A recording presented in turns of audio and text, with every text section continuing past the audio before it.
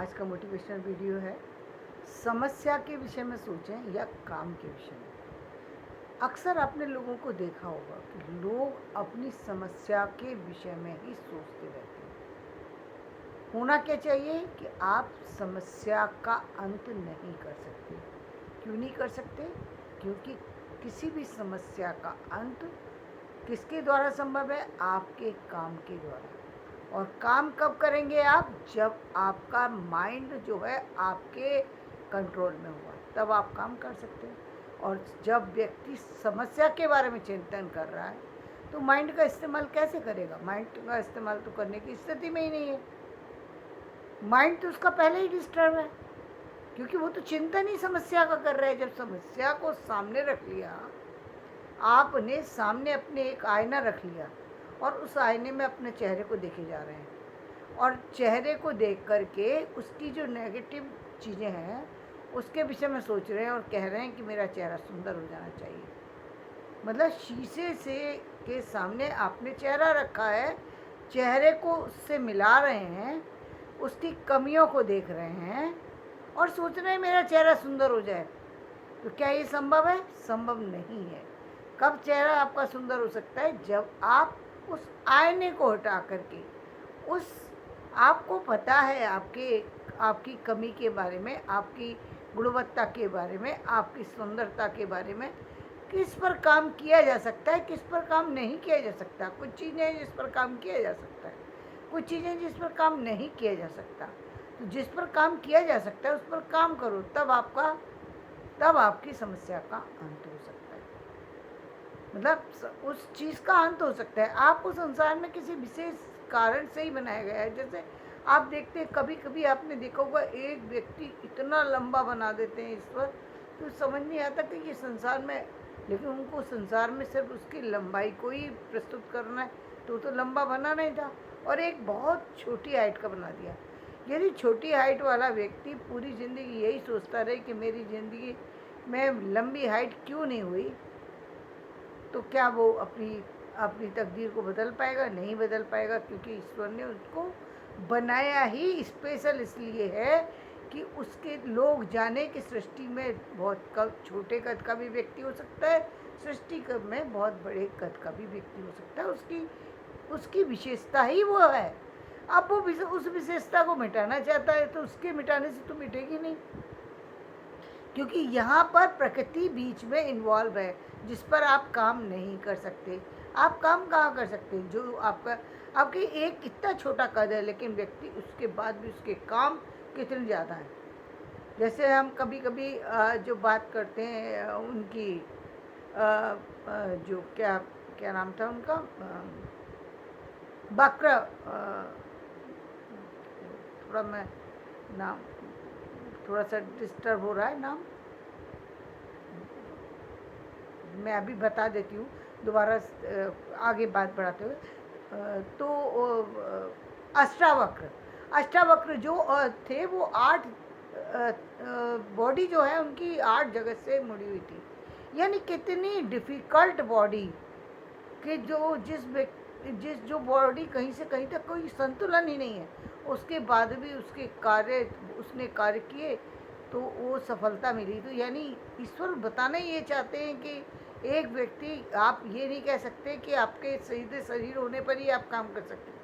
यदि व्यक्ति काम करने वाला हो तो वो किसी भी स्थिति में काम कर सकता है। ईश्वर को ये बताना है, क्योंकि वो साबित करेंगे कैसे? तभी साबित करेंगे जब वो चीज़ होगी, और वो उनको बनाया ही ऐसा गया तो, और उन्होंने उस पर काम किया, तो उनका नाम आज तक उसी स्थिति में लिया जाता है कि व्यक्ति चाहे कैसा भी हो, लेकिन जब वो तर्क देते थे उनके वो चाहे बॉडी कैसी भी हो, लेकिन बुद्धि ये प्रबल थी।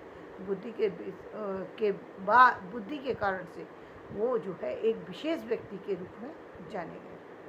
अब इसी तरीके से एक व्यक्ति को बहुत लंबा बना दिया तो उसकी पहचान ही हुई है। अभी अभी आपने एक देखा, अभी जो एक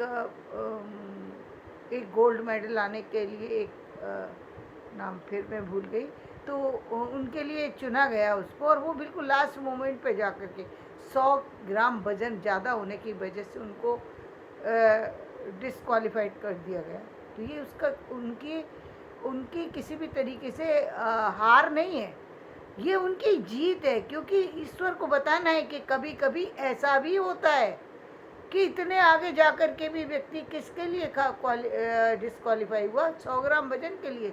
वो डिस्क्वालिफिकेशन नहीं है, आपकी क्वालिफिकेशन है कि आप तो जीत गए। वो लोग यदि आपको खड़ा करते तो दूसरे लोग हार जाते, इसलिए आपको हटाना पड़ा प्रकृति को, किसी और को लाना है। जैसे जैसे अर्जुन को दिखाना था कि अर्जुन तीरंदाज है, नहीं चाहते थे कि एकलव्य का नाम आए, लेकिन क्या प्रकृति से किसी को हटाया जा सकता है?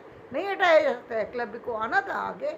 एकलव्य जब बात करते हैं तो हर व्यक्ति जानता है, बच्चा बच्चा जानता है, जब अर्जुन का नाम लिया जाता है उससे पहले एकलव्य का नाम लिया जाता है। सब जानते हैं कि चीटिंग के द्वारा अर्जुन को श्रेष्ठ बताया गया और एकलव्य को पीछे बताया गया, जबकि एकलव्य जो है तीरंदाजी में कहीं अर्जुन से ज़्यादा थे और उनके साथ सिर्फ धोखा ही धोखा हुआ, कुछ नहीं।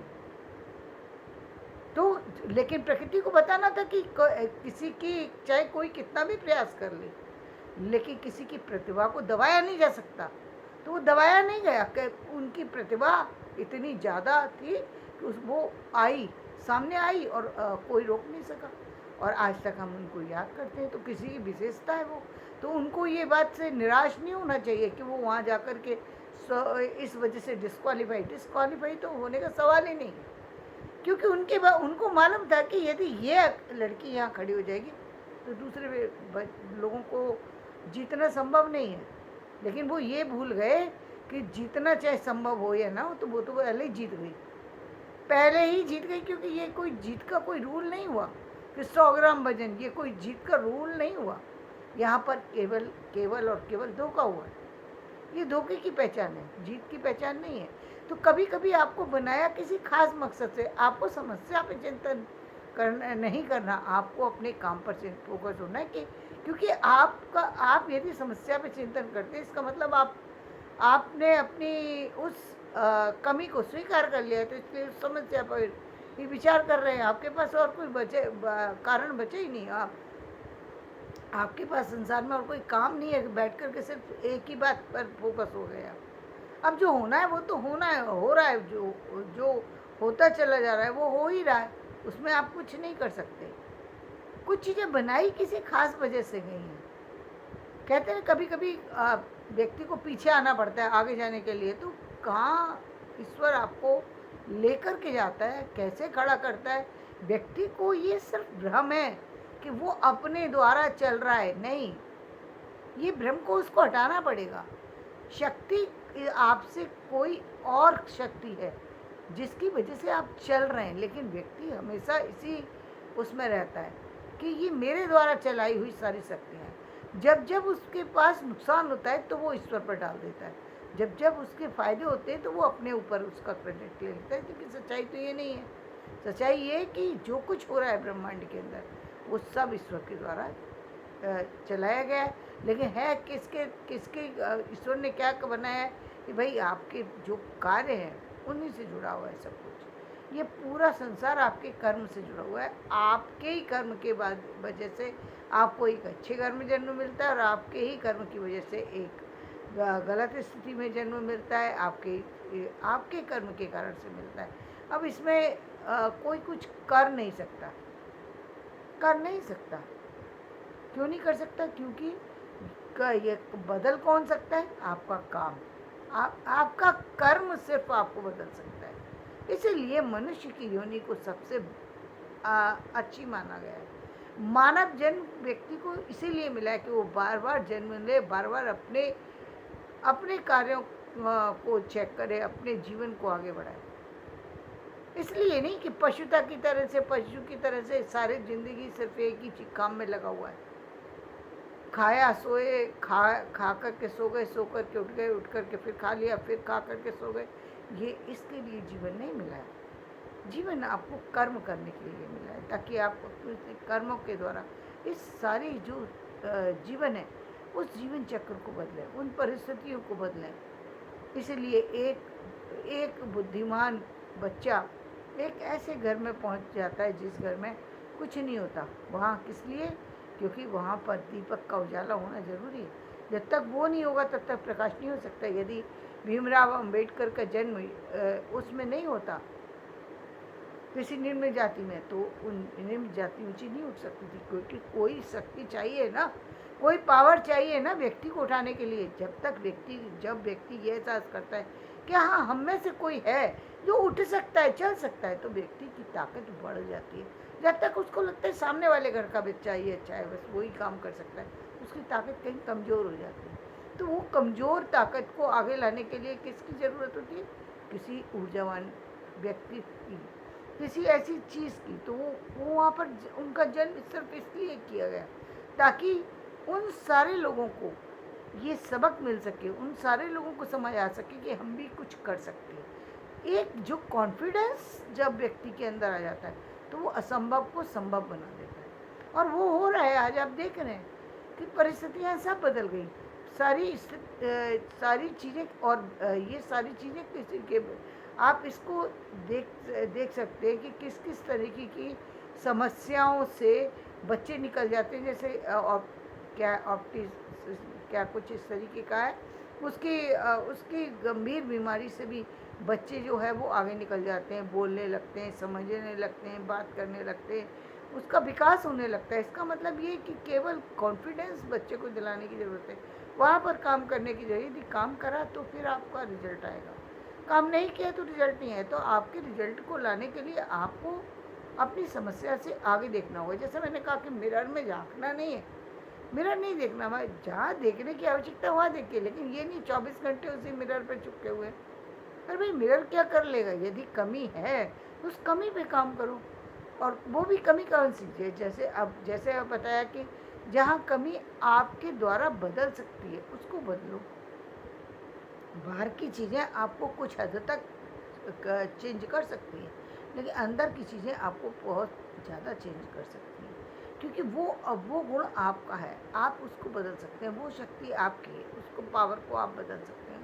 आपकी योग्यता है, जैसे मैंने बताया कि वो आप बदल सकते हैं, वो आपकी ऊर्जा है। हर जगह पे व्यक्ति काम नहीं कर सकता, और उसको करने की आवश्यकता भी नहीं है। उसको करने की आवश्यकता नहीं है, क्योंकि खास वजह है जिसके कारण से आपके लिए वो समस्या पैदा की गई। तो जीवन में आपको यदि आपको लगता है कि किसी समस्या में आप फंसे हुए हैं और वो उस समस्या से आप निकलना चाहते हैं, तो उस समस्या को छोड़ कर के उस काम पर ध्यान दें जिससे कि वो समस्या का पूरी तरह अंत हो जाए।